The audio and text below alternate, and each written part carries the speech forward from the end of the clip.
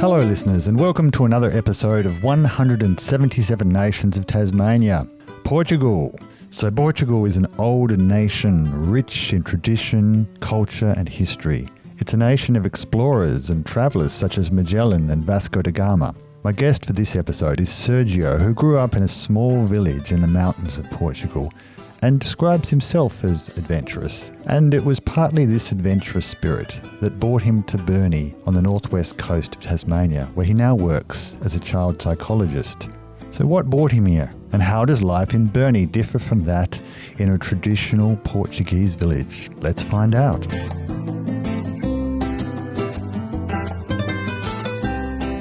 Well, I came to Australia first thing 13 years ago, and I lived in Sydney, and then I moved a few years later. I moved to far North Queensland, and then I moved here. So I came to Australia first to study, and that was my main reason. So I never thought I would stay that long. Mm-hmm. Yeah, over the years I finished my studies, and then I wanted to be a permanent resident, so I have to work towards that goal, and then I gained citizenship. And then I started working as a psychologist, and I was coming to Tasmania. It was just a matter of wanting to do something different. And we thought, because we came here for holidays, and we rented a van. It was kind of a bit of adventure, but it was very, very nice. And we saw, wow, this is so beautiful. We should come and live in Tasmania. So, and months later, we were here. It was as simple as that. I applied for a job, I got the job, and I was right. Here. Yeah, I didn't have a clue about. Honestly, when I came here for holidays, I didn't come this way. Actually, we didn't come to Northwest, so it was a little bit a new experience coming to this without knowing what was going to be like. But yeah, I say, why not? Let's give it a go. Tell me about where did you grow up? Actually, I grew up in Portugal, and I really feel I should say where Portugal is, because many people don't know. So Portugal is this very, very little country, really close to Spain, in a corner there with Spain. So that's where I grew up, in the mountains in the north interior first, and then I moved to Porto, which is the second biggest city in Portugal. Yeah, that's where I did all my studies. And okay, so as a child, you lived more in the inland area. Yes, a bit more remote. Okay, like in between the mountains was, and only then I moved to a bigger city. Yeah. So what was the environment like for you growing up there as a child?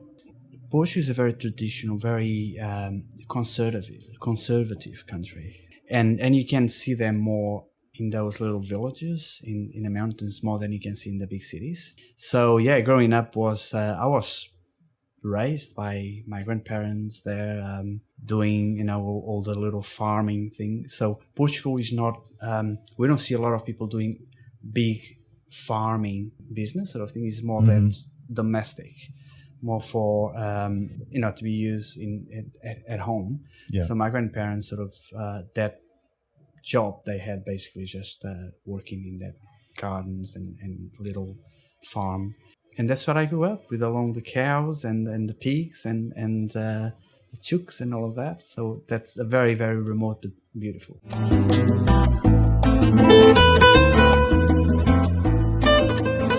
What would have been your strongest memory of that time of your life? Well, I remember my grandfather went milking the cows. Mm-hmm. Actually, I remember that I was little, maybe 5. For me to have a memory, I probably was around that. And I was trying to do the same, and the cow didn't like it. And I sort of just did something, and I just threw me away like 2 or 3 meters, and I was crying, and my grandfather was laughing actually, because he was telling me how to do things, and I wasn't doing properly. So the cows know that.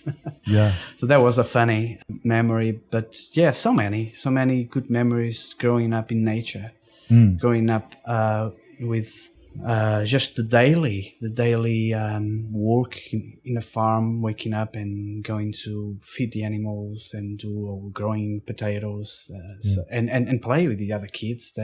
I think one really good thing about growing in small villages like that is that you have the freedom just to go in with your friends, and nobody's after you because it might be dangerous, or you just go in the bush and play. And so there was that beautiful experience growing up. I would help around, yes, as long as wasn't very heavy work for my age. So they were always very mindful of that. But I would go with my grandfather with the cows. He didn't have a lot of cows. I remember 3 maybe, and it was just basically for milk. And one really iconic animal, I think, is donkey. You see a lot of donkeys in the remote Portugal, and that village was one of them. So my grandfather used to have 1 or 2 donkeys, and I used to just be and grow around that kind of environments. So did they just grow enough for themselves to eat? Or only for occasionally they would, probably earlier on. I don't think it was in my time yet, but earlier on they would probably exchange or sell for a bit of money. And my grandfather used to sell cows sometimes. Okay. So you would grow a cow and sell for money, but not a big business, not for that purpose to sell. It was more for consumption at home. So more sort of just self-sufficiency. Yes. That kind of thing. And so what kind of things did they grow apart from potatoes? Yeah, just the veggies. Yeah. I mean, I would say just that veggie kind of thing, because they wouldn't do big things like corn or nothing like that, where they would need a lot of machinery. You wouldn't see a lot of machinery. It would be very, manual, very old-fashioned, if you want. Like my grandfather never had a tractor, for instance. There were others who would have, but would be always by hand if you had to do the work. So it would be carrots, would be potatoes, would be lettuce, these kind of things. My grandfather used to grow hay as well because of the animals, to feed the animals. So that was a big one too. And there would be a big party day, for instance, when there was a need to harvest the hay. He would invite the whole community. Okay. And that's how the community would help each other, is if my grandfather would need that. So the whole community would come the whole day and harvest and do the whole thing. And then my father would go and help the others too. So there was that sense of community and helping each other. Yeah. And I remember that too, being there in very little and being with the whole community working in the field.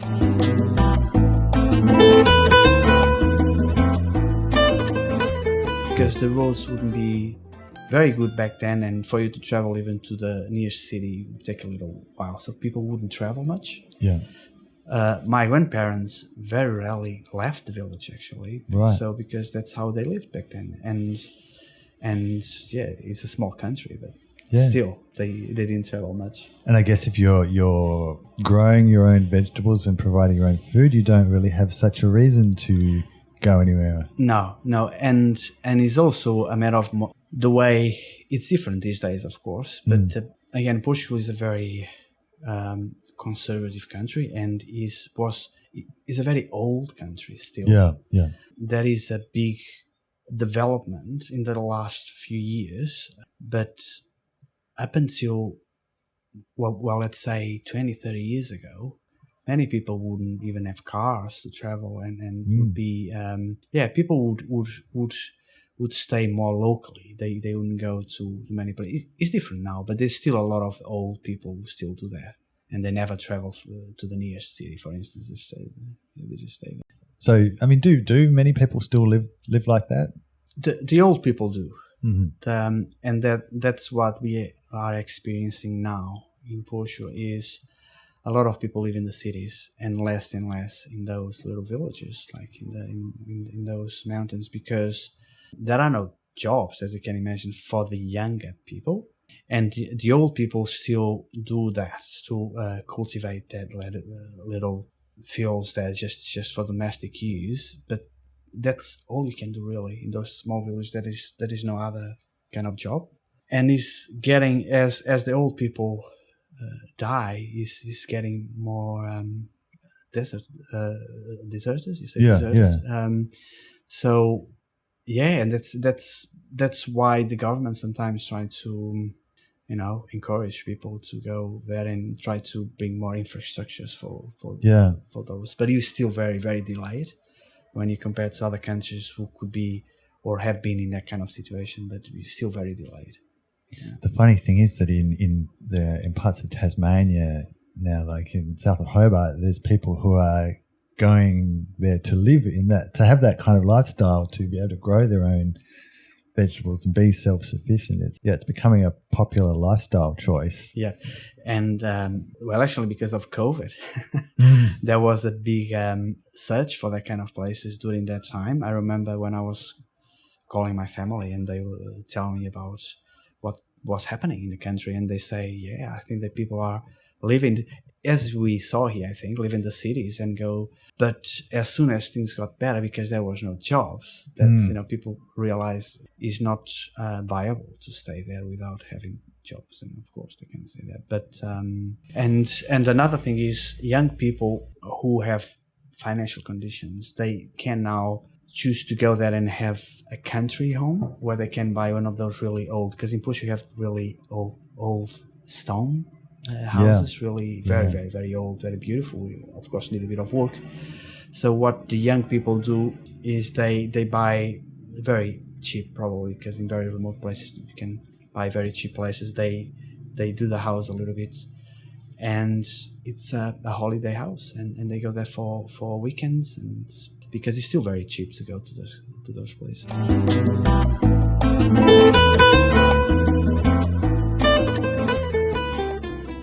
Portugal is a very Catholic country. It's mostly Catholic.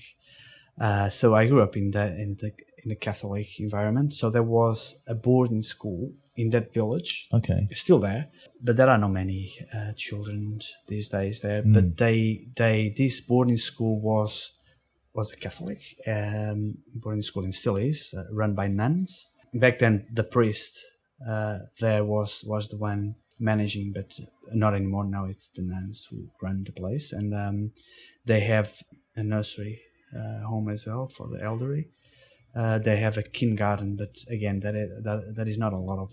There are not a lot of children in that place, but they still run. So that's where I did my studies. That's where I did my primary school with the nuns. So I wouldn't stay there, of course, because it was just in a village, and it was just for girls. So it wasn't for boys. Right. So boys in the village would have to go attend the school and then go back home, of course. Okay. Just during the day, whereas some of the girls who didn't live in the village would stay and sleep there. I did my primary there, and then I went to another one for the seminary, and believe it or not, I was studying to be a priest. Yeah, right. Again, actually, I can see that. I can see you. Yeah, you look good in a cassock. So I did that. So I lived in that little village until I was 12, and then I went to the seminary, and I stayed there for a few years. Yeah, and it's funny because I never went back to that village to live. So my father still lives there, and I went there for visiting, of course, to weekends. But I never lived, because then I lived in the seminary, which was in another city, and then after that I went high school to another city, and then Porto. That's when I did my uni.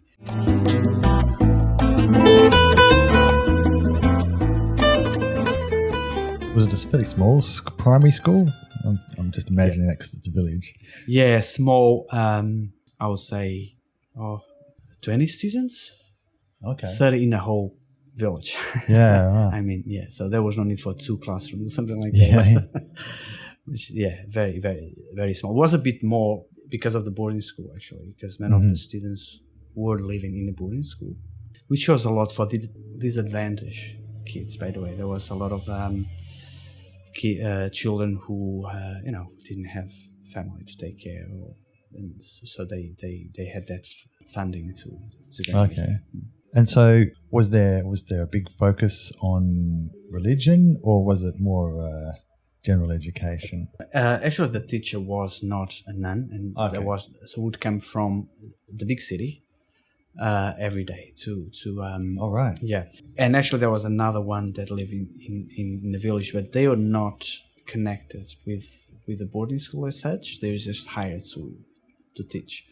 So the classes per se wasn't religious, was more because I lived there since an early age. So I would attend a lot of events there, and I would the nuns would ask me to do things in church. I was an altar boy, by the way. Oh, right. Because they would ask me, and I, I was a kid and it was fun. Why not? Let's do it. It's something to do. So I was always involved with that because it was fun, not because I had to do.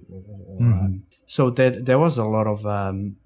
I had a lot of connection with the nuns. They were always, helpful, and they raised me, basically.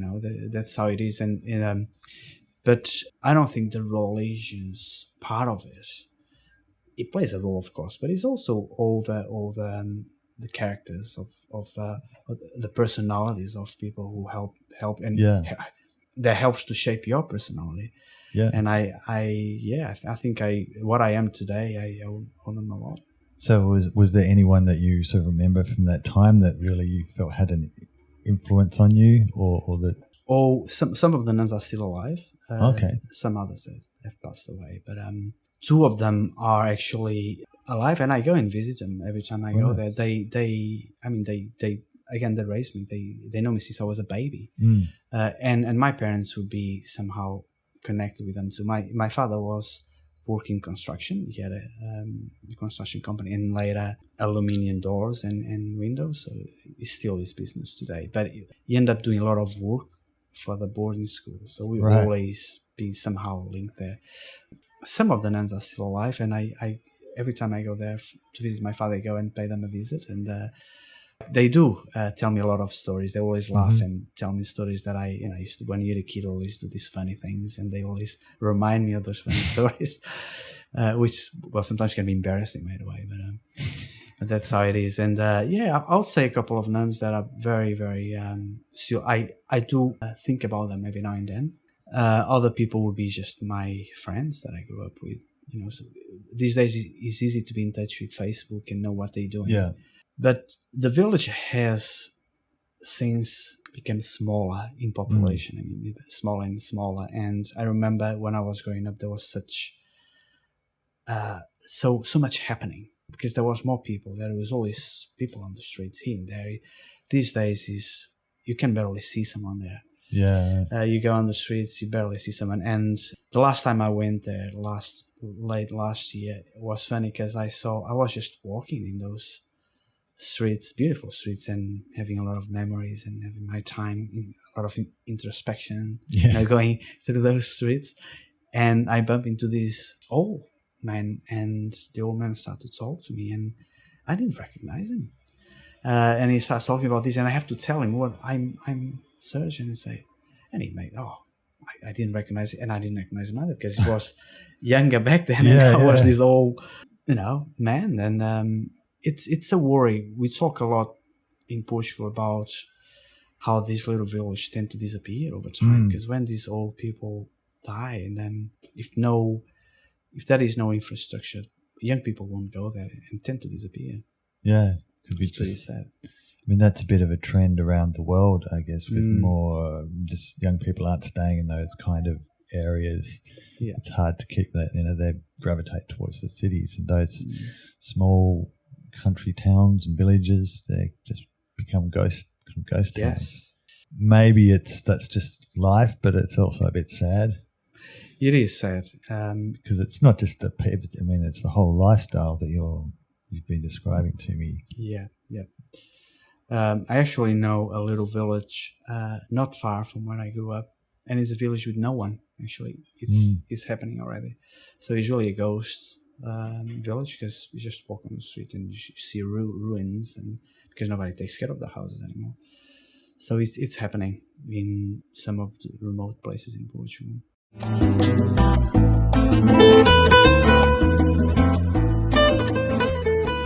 My grandparents used to have pigs, and there was another big day when they would kill the pigs. These days it's a bit different though. I think it's not legal to kill the pigs at home, although in those places they still do, because again they still come from that old-fashioned way of doing. They carry on those tradition things, but they probably would have some issues if they would, if the authorities would go there. But sometimes what happens is, because it's such a traditional thing, there is a bit of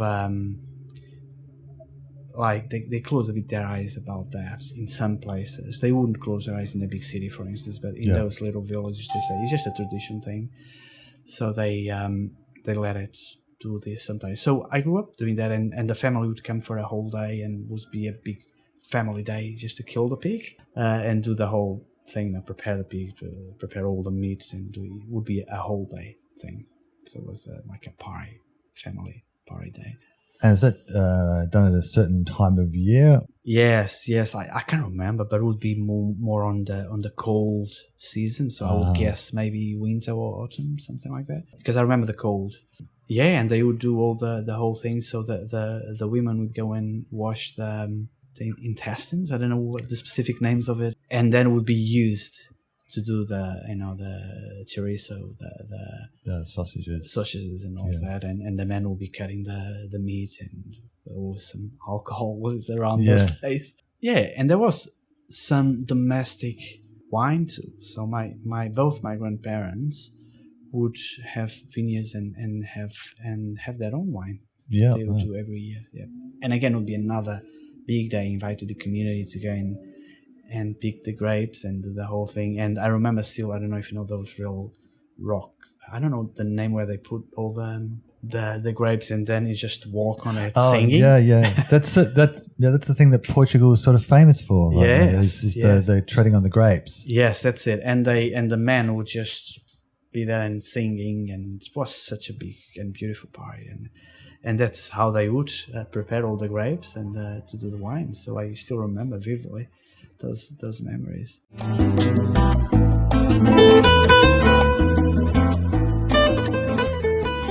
Soccer is probably one of the main things in Portugal. It just the country stops, and that is a big game. The whole country stops. So it's so big. It's the main sport, but people are really live literally for soccer. It's a big thing for people, and I think that's one of the main things we are known for is the soccer players like Cristiano Ronaldo and others in the past. And every time I say I'm Portuguese, sometimes I hear many people say, "Oh, Cristiano Ronaldo." Yeah, everybody knows Ronaldo. They don't always know where he's from, though. I've noticed. Yeah. Well, it's sort of the symbol that sometimes tells people that exists a country called Portugal. Yeah. But of course, he's not the only famous Portuguese player, at least for me, anyway. No, there are others, but like in the past, there was Figo, Eusebio. And Portugal sort of punches above its weight in soccer, football as well. Yes. So it's really the main sport. Of course, we have other sports, but it's really big events. It's a country. It's a very family-based country. Mm-hmm. I sometimes say that we're a bit similar to Italian in that aspect. Italians are very connected to their families until very, very late in their lives. They're still there sometimes, and Portugal is a bit like that too. And soccer becomes that event that reunites families together, and sometimes and people go in on a Sunday and all the family come to watch the soccer.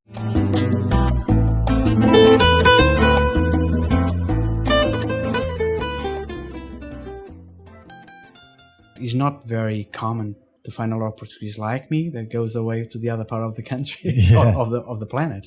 So they're very, very linked to their families, and so they have in the small villages, such as the ones I grew up in.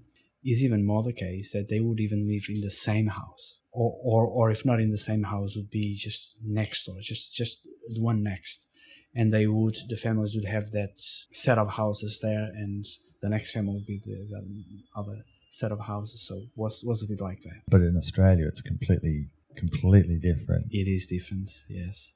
I think people leave home early in life too here. Yeah, I think in Portugal sometimes children just stay in their parents until they're 30, right, or even more, and even when they are just already working, and sometimes even have their relationships already, and they're still at home living with their parents.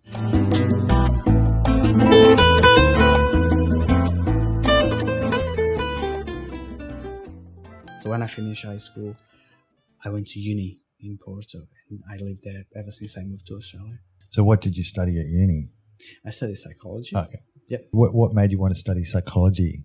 to be honest with you, I don't quite remember that a specific moment where I came to the decision and say, okay, I'm going to study psychology. I think it grew up in me, that idea of talking to people and that dynamics of helping in a way. Back then was more helping. We know that it's more than that these days, but that helping others and being that connection with people. And I think that was the main thing. But I do remember my father once when I was finishing the high school, and he was asking me, so what now?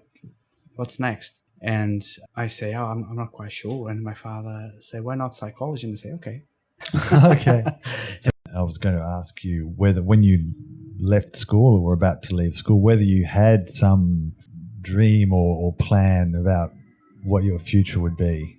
I don't know. I think for me, going to a bigger city was a bit like the way to go. Was the way forward. That step ahead. Now is I have to jump into a big city. That is more happening in the big city. So I was a bit of a musician as well. So I always found that there are more opportunities in the big city in terms of music and in terms of everything. I always liked that city life that I didn't grow up with, but I was as a teenager coming out of the teenage years and say, wow, there is so much to explore. That in the city found the city as the place of opportunities. I think in my life I always went one step at a time in that aspect, at least. So I wasn't thinking too ahead, but I was just moving from this city to the next biggest city would be a good thing. So when I was in Guarda, I was saying, going to Porto is going to be fantastic. And it was, because it's a beautiful city and it's a really big city. Yeah, so professionally, that's all happened there too. So I finished my studies there and I started working there as well. And was it easy for you to adjust to new life in Porto? It was. I'm very easy to adapt to new environments naturally. So myself is already part of me to be able to adapt easily. But I also had, actually, when I moved there, I had an auntie living there. Okay. And I actually moved to her place first before finding a place. So I had a bit of a family connection there. So it was not that I went completely by myself. So it was, well, I suppose made it easier to have someone there. But I'm pretty very easy to adapt to new places. I'm not scared of new environments, and I think I went out and found friends straight away and went out and had fun in the night of Porto and this kind of thing, nightlife.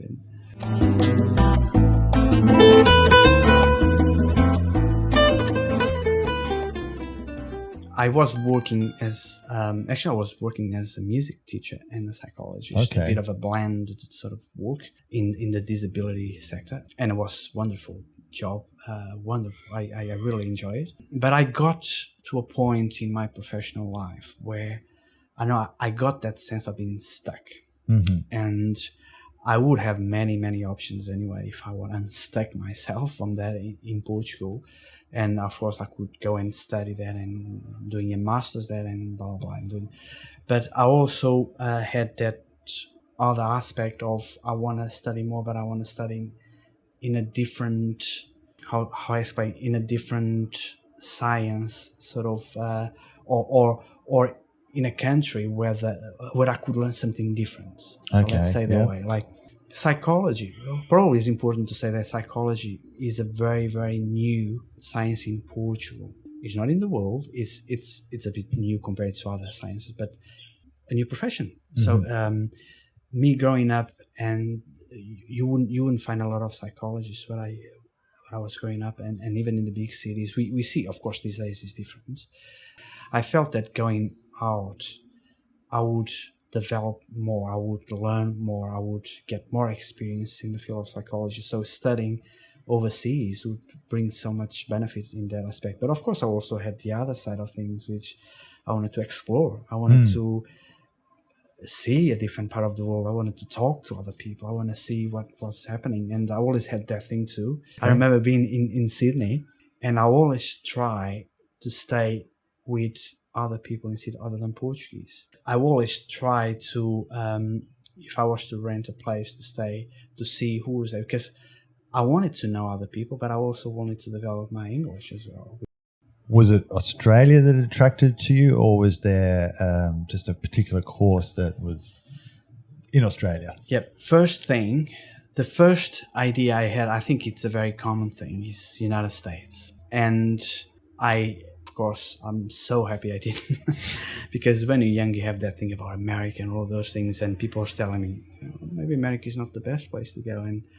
And then I thought about Canada. So Australia was not my first choice, but I'm so glad I came here anyway. But and I was applying for unis, and Australia was the first one that I got, the letter saying yes, you admitted to university, and that was was second on my list, because United States wasn't on my list anymore back at that time. So Canada was first, Australia was second.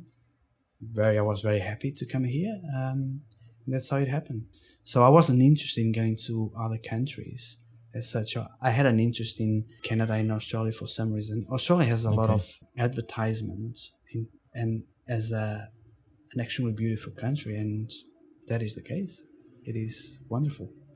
So we always had that dream about coming to places like Australia and Canada.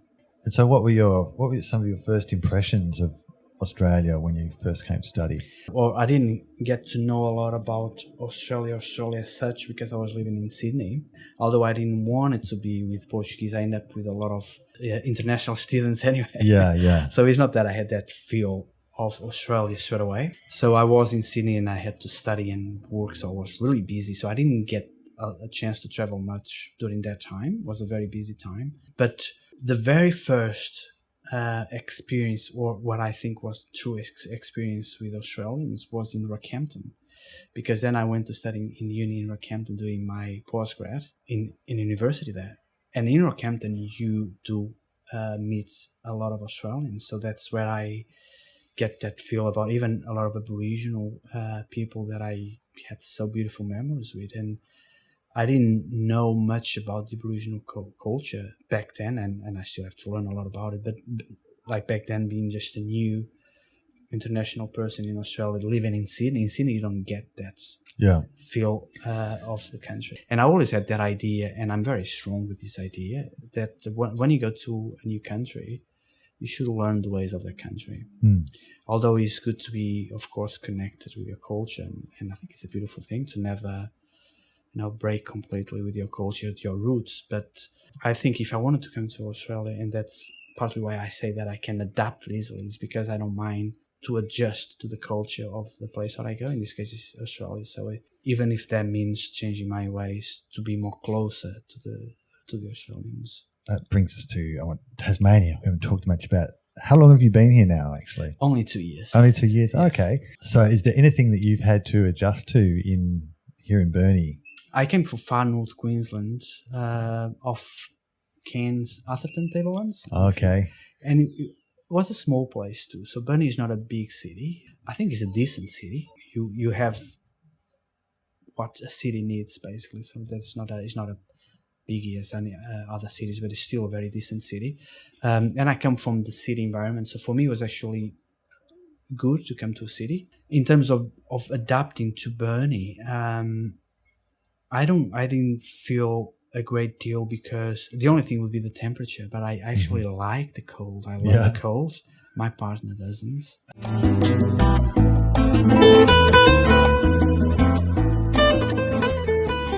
So just because I live in Burnie, I don't feel that I have to be confined to Burnie. Yeah. And we do go a lot. Almost every second weekend we go and visit a new city or a new place, or going for a walk different. So I like to explore. So I didn't feel very different, even socializing with people. I found that maybe the only difference is I find it a bit more difficult to find friends, I would say. Only because probably I'm not going to the right places to find friends, but it's just maybe because people like to be more in their own families and do their own things, and which is fair enough. But having said that, I'm actually very lucky with my workmates, because they try to invite me and to just come along. So I'm not completely isolated. Yeah. I have my work colleagues who are very, very kind, and they try to include me in their programs.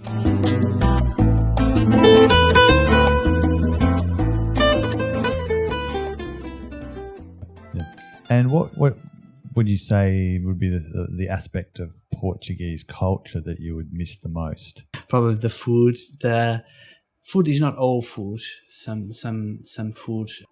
Okay, the main one I would say is that old place feel, like how I say this, like when you go to a village, to a town, to a city, to any place in Portugal, you breathe history. You have a road that was built 500 years ago. You look around, you have a house was built 200 years ago. You have a cathedral was built 1,000 years ago.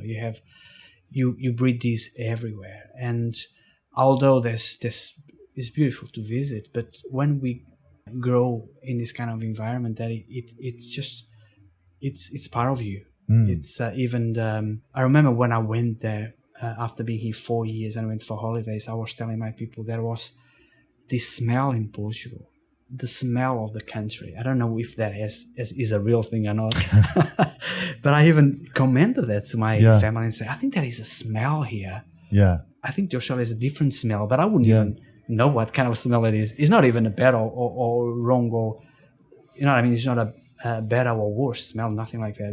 But it's a different smell, and the way you breathe that culture on the streets, you breathe it on the restaurants, you build it on the shops. Yeah, that's what I would miss, I suppose.